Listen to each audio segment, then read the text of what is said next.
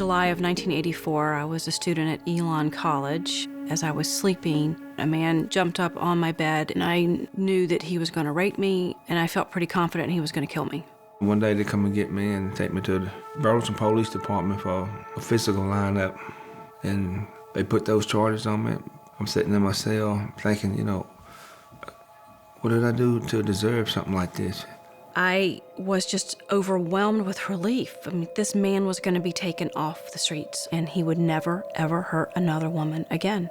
I knew that I was in prison. I knew I wasn't supposed to be, but as a reason for everything, I was on my way to the gym, and I happened to notice an inmate. I said, you kind of look like the drawing of part of the sketch of a crime that they convicted me on. Did you commit the crime? Ronald Cotton believed the actual perpetrator was a man by the name of Bobby Poole, who was in the same prison.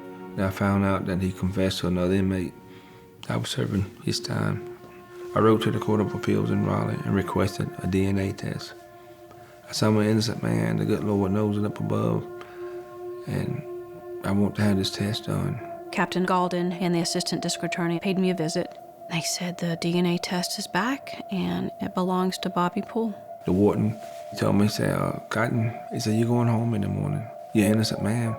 I asked for a private meeting between Ronald and myself, and I just looked at him and I said, if I spent every second of every minute of every hour of every day for the rest of my life telling you I'm sorry, can you ever forgive me? And he started to cry, and I had been sobbing, and he took my hand and he said, I forgave you years ago.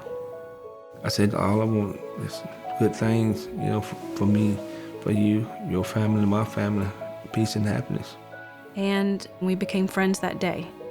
It blossomed, just bloomed, a full-blown rose. Hey, that weather's a mess out there. We've gone all across the United States to talk about wrongful convictions and what happens to our exonerees, and about eyewitness ID. But more importantly, we really talk about restorative justice and healing and forgiveness.